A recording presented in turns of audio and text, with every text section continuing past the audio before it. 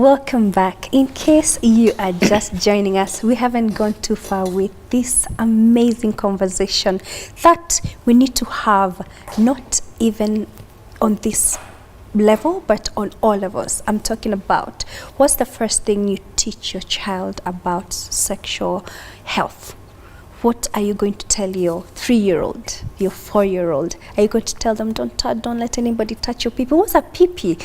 Let's talk about this. Let's talk about this. Ladies, I know there's a lot to talk about, but then I think we can dive into this, and maybe you can tell me exactly how you tackle this situation in the community.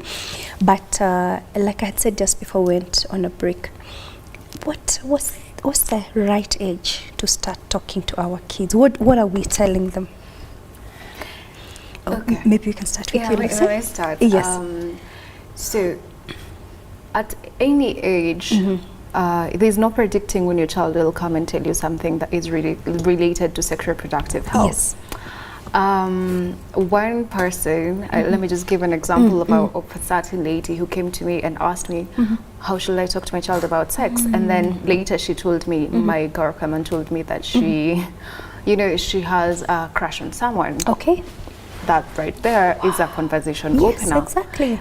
What do you know? What do your kids know? And then build from that. Yes. Because the more you hold back information, yes. we've all been there. We're curious beings. Yes. The more I will go out there and look on the internet that I have just said has a lot of unregulated information. Yes.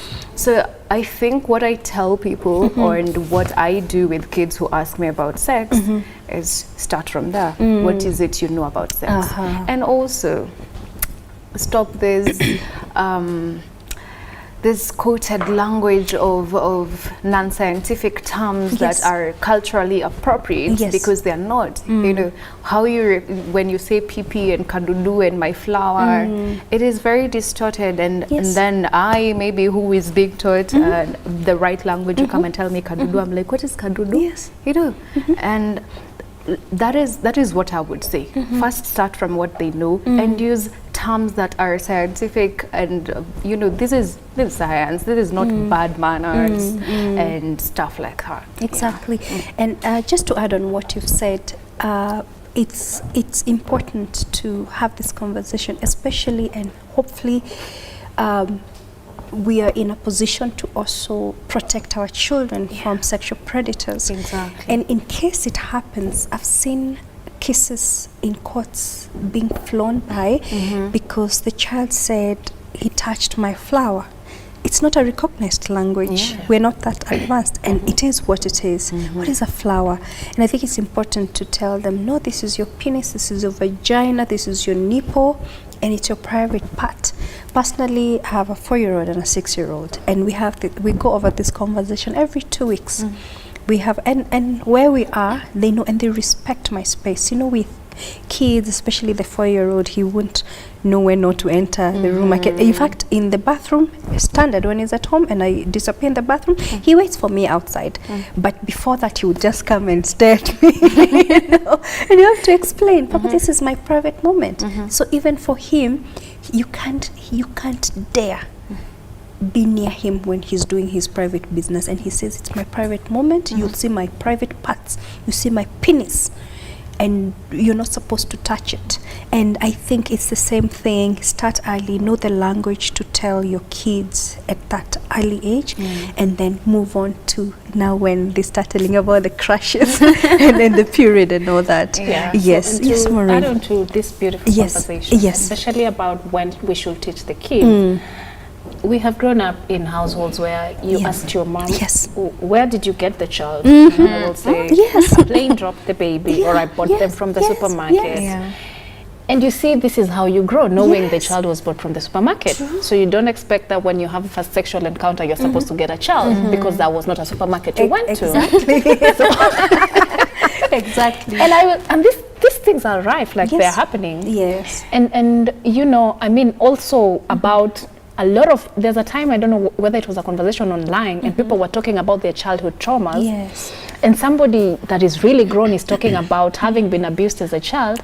and they did not know that was abuse. Oh no. You know, yeah. It's because nobody told them it was wrong for somebody to touch you, to repeatedly, I mean, to touch you anywhere, you know. Goodness, So, and people are opening up as adults, like at my age now. Yes. That is when they're talking about these things. Say, oh, you know, our house help used to do this to me. Imagine. Then I didn't know it was abuse. Yes. And you know, the minute you tell your child, you know what this is called, your penis, it should not be touched by someone inappropriately.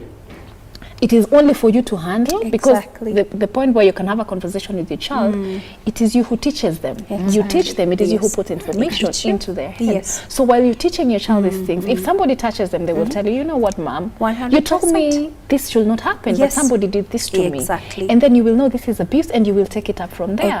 Instead of somebody just keep quiet and saying, after all, it's a kadudu. Like all of us know we step on dudus. Like you see them, you touch, or you slap them, or you take the dede, you know, the grasshopper, you cut the legs, and you almost domesticate it. It's true. And that is exactly what will happen. You see, and look, let's teach our children. You know, we have relatives who come home, and you know, even children give consent. I have seen people forcing hugs on babies, and I almost want to come down and bring my advocacy in family gatherings. I'm like, no, why are you hugging the child?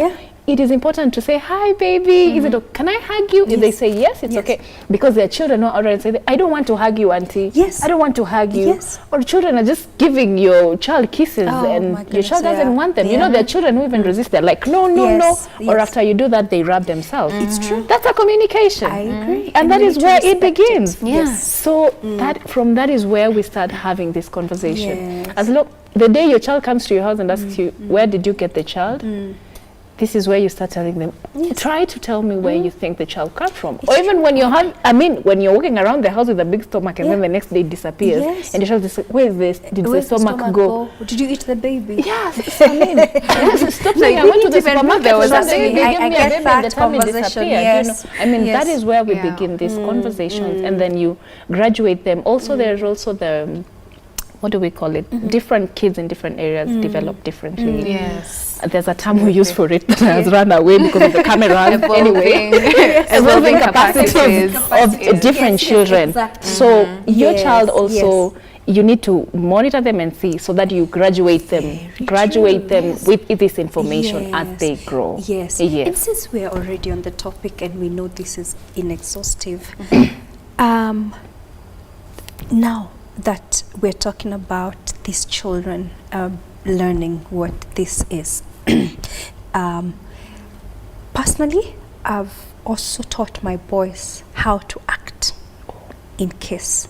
Like my youngest is a very good, he kicks and he can bite. And I usually tell him, if anybody does that, what do you do? And he says, I bite and I kick and I scream. He can scream, he has lungs for days.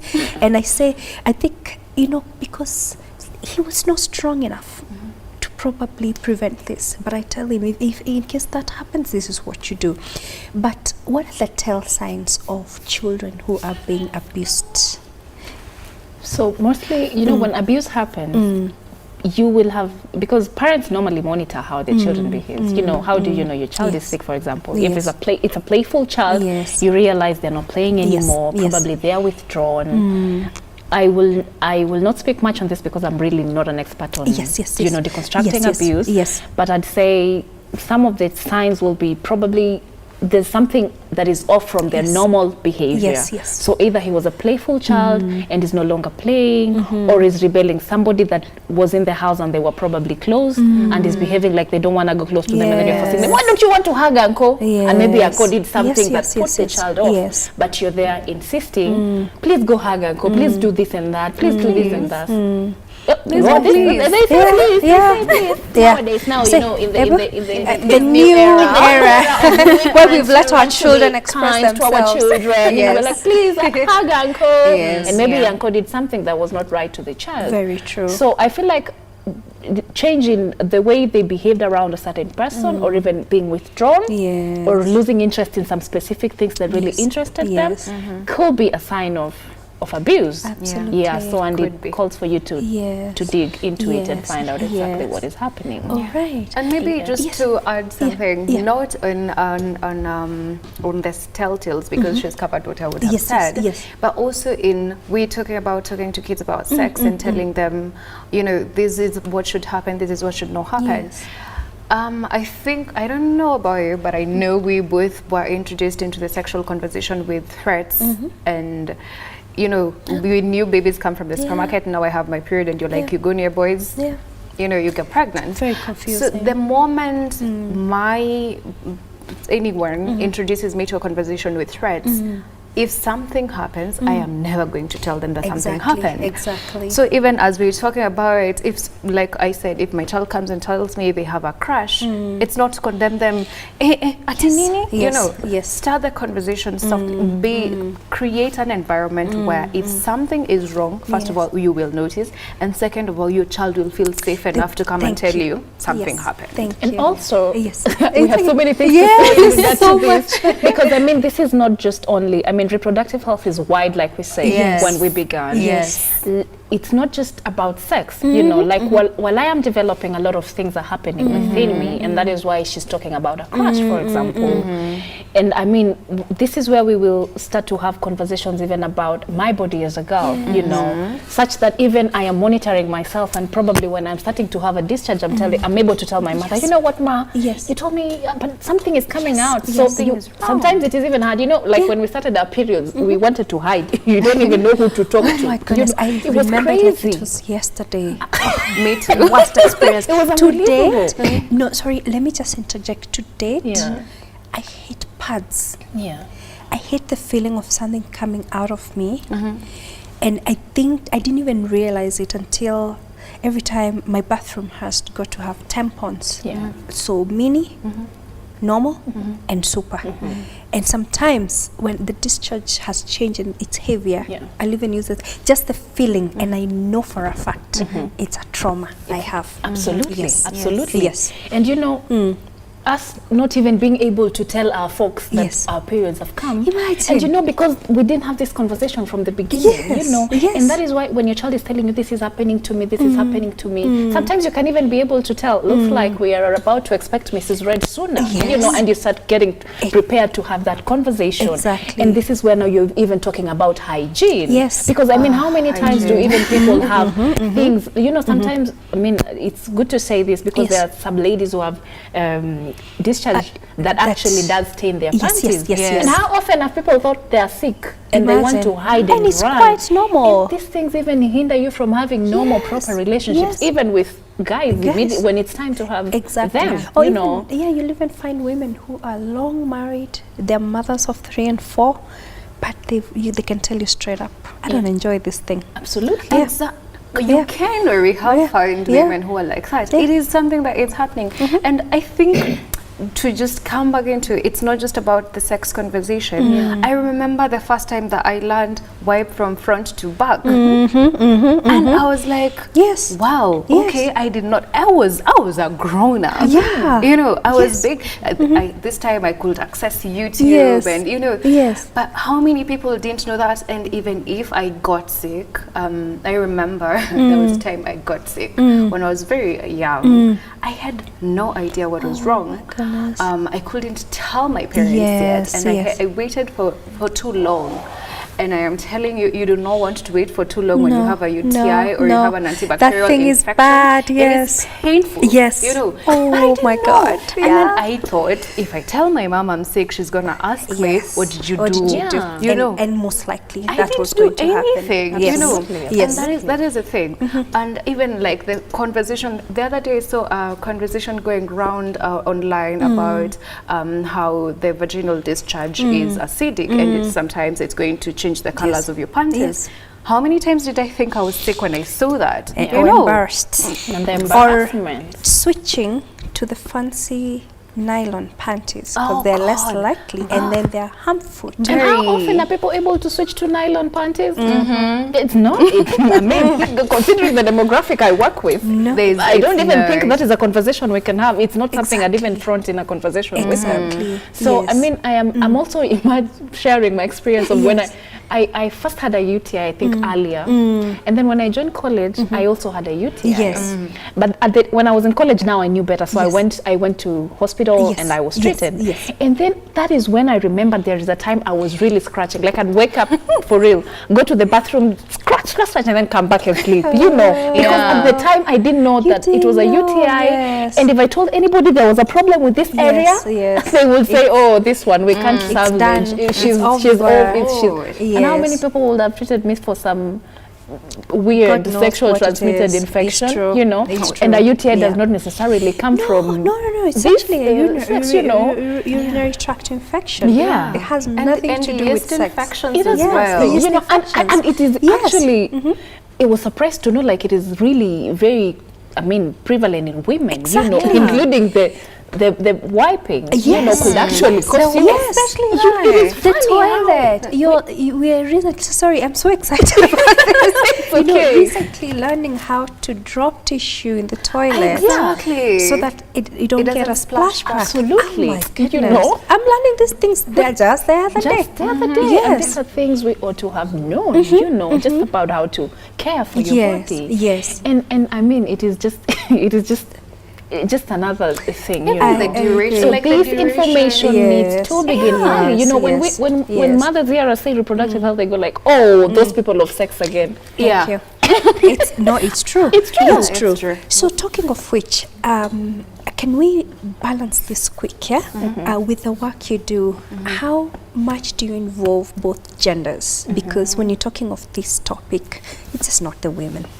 How do you involve the other gender? Don't put you on the spotlight. Very interesting. Yes, tell me.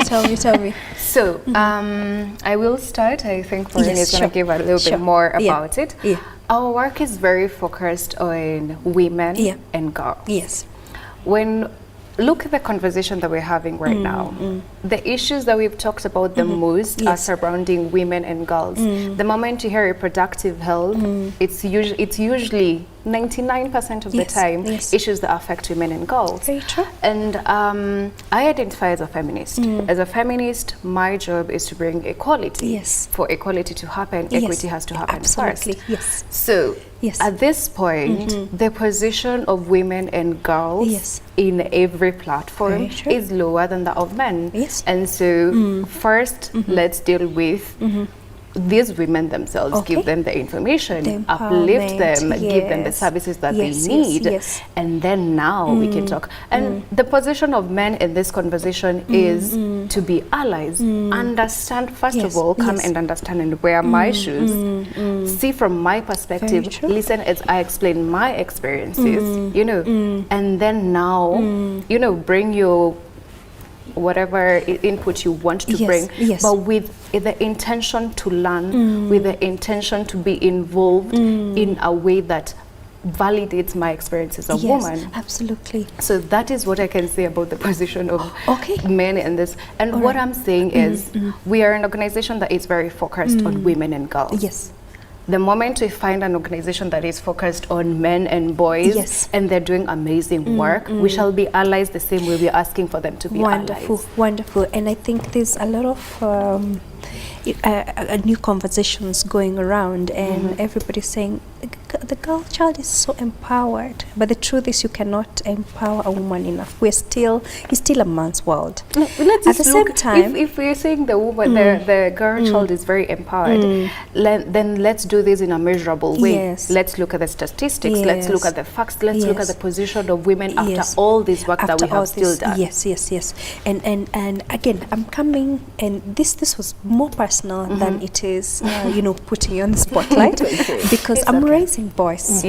And I want to raise boys who, when their classmates who are girls have stained their dress, they're able to give out their sweater and say, it's okay, cover up or protect them.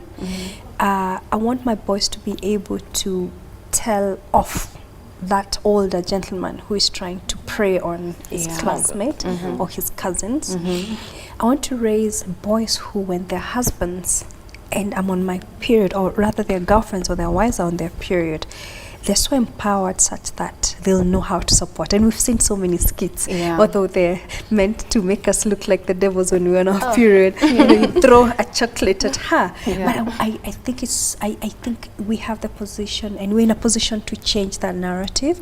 And also, you know, let these kids know, like, hey, in as much as these things don't happen to you, what can you do for your sis? What can you do for your classmate, or anybody around you? Because, you know, when that class for demonstration for the pad, I think the boys should be there in that class as well. They should be there. They should be there.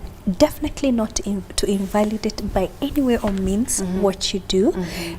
It's more or less like empower the girl. But like I had said at the very beginning, the pregnancies, the sexually transmitted diseases, all these things, it takes the two to tango.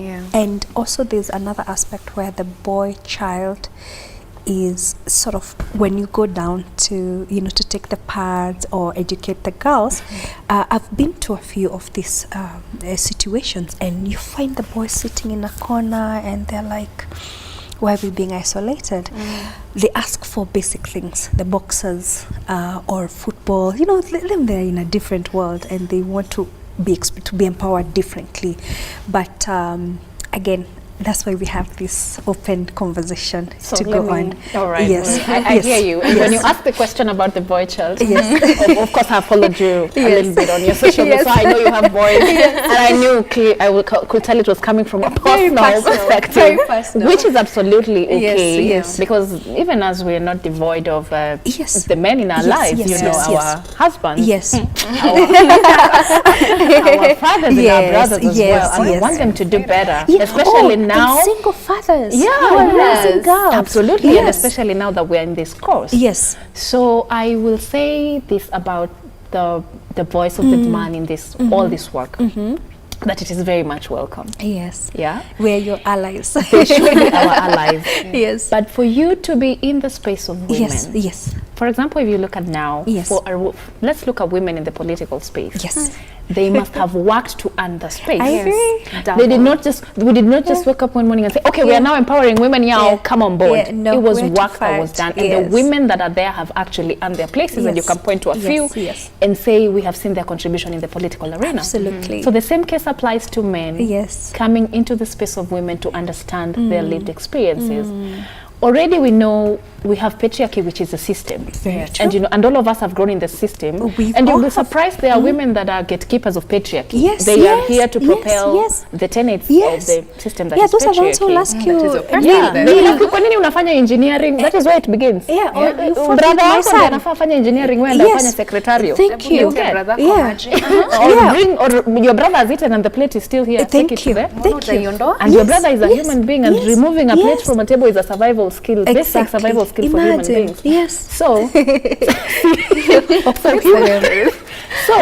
when I look at this, I look at the system already favors the man or the boy child. So for a man to be found in this space, they must have realized their privilege and put their power in check. Such that they are resonating, they are not invalidating your experience, they are resonating with it. They're saying this system has actually done this to you. And how I will support you is not to come to your place and speak as a woman, but create this space for you as the woman to speak your experience. Absolutely. And I give them an analogy when we were in the office, and I asked them, look at the Mau Mau War, for example. I definitely know there were Wazungus who felt, Maze, Aki, we are testing these Africans. It's time we packed. You know. But they would not be the leaders of the Mau Mau War, because Ajungu could not be there saying, oh, by the way, you guys give this guys the independence, blah, blah, blah. It had to be, you people are feeling this way, but it has to come from you that this is what you're feeling. What will the Jungu do? Empower these people. Get them the damn guns. Tell them, okay, the Wazungus have assembled in Kapsabet. All guys go down Korea Valley and come through that route. That is how they would have it. So this is how the men will contribute in this space. Bring the young boys together. Tell them, okay, our sisters have suffered, in yes. our power, Yes. and it is time we put our privilege in check and our power, and empower them, support them, so that all of us now come to the same table and have conversations from the same level. Yes. That is the space of voice in our space. I Wonderful. hope I explained it. Wonderful. All I can tell you is that personally, I know I'm going to do my best. Yeah, sure. There's a reason why I have those 2 boys. Yeah. But I'm going to teach them. I'm going to equip them with what I know. And I'm a huge advocate also for a girl child and her reproductive health, because I think it's important. Absolutely. It's very important. But yes, an empowered woman will be able to tell this person, excuse me, I don't need your 50 shillings for pads. I can find another way to go about it. Absolutely. All right. So quickly, in under 1 minute, what's your final word? What's your desire? What's going through your mind after this conversation? Let's start with you, Lucy. What's going through my mind right now is we live in a system that is already established, a system that is oppressive. And I am very passionate about laws and policies that are supposed to be changing the system that is not working for us. So this goes to everyone, but I think specifically to the government, because we have a new government that is incoming. My ask is, can we prioritize sexual reproductive health and rights in the right way? Such that we take an approach to policies and to laws, to implementation in all its entirety, in a way that includes every single person, because that is my right in the Constitution, irrespective of my position, my gender, my religion, my conscience, my beliefs, my race, irrespective of anything. I have a right to access this information, to access the highest attainable standard of health. So my call to action would be to the government. Can you do your job? Prioritize, especially for adolescents and young people. This is a marginalized group. Can we prioritize their right and give them what is, what is owed to them? For theirs. Yes, absolutely. And as a young person, of course, what is owed to me. Exactly. Exactly. Well, so I think, oh my God, I will also still talk about policy. Because I mean, policy advocacy is at the heart of what we do. We will not be doing this work if we do not have a legal framework that it is anchored on. And so, especially now that we are having the review of the adolescent reproductive health policy, dear government, please just do the right thing. Because I mean, the people I work with are so vulnerable. And I mean, of course, we don't have the resources, but I know government can do something about it. So I am really looking forward to a prioritization of the sexual reproductive health of adolescent girls and young women, so that our song on teenage pregnancies, I mean, we don't want to lead on those things. Let the Kipchoges lead. We want to take those medals. But when it comes to teenage pregnancies, we really want to be at the tail end of the grid. Thank you. Let's do better. Let's do better. Much better. Thank you, ladies. I wish I can have you longer than this. But I'm blessed personally just by your presence, by your conversation, and I wish you nothing but the best. For sure, any support you need for us to come witness what you do, feel free. To reach out. Thank you so much. You're reaching out. You're reaching out, definitely. Wow, guys. I don't like this part of the show because the conversation gets sweeter towards the end. It's like eating the chocolate and you're like, 2 more bars left, and you start nibbling. Yes, but I think what Maureen and Lucy are doing should be a challenge to each and every person. First, seek education so that you can know what you're dealing with. It's okay to be where you are because times are changing, the policies are changing, the education which is filtered from the good and the bad is there. The conversation can't come to an end, and you do your part. If you're a parent, take care of your children, have an honest conversation with them. If you're a teenager, don't be afraid to go to your teacher or your parent and tell them, this is what's going on with me. Don't panic, just stick to your truth. I can't add any more than that, but to say it's been a pleasure to host this show tonight, and I can't wait to see you next time. But if you have something to tell us, please feel free to reach us out on Y254, and we'll be happy to just hear your story and host you Until then, bye-bye. Thank you.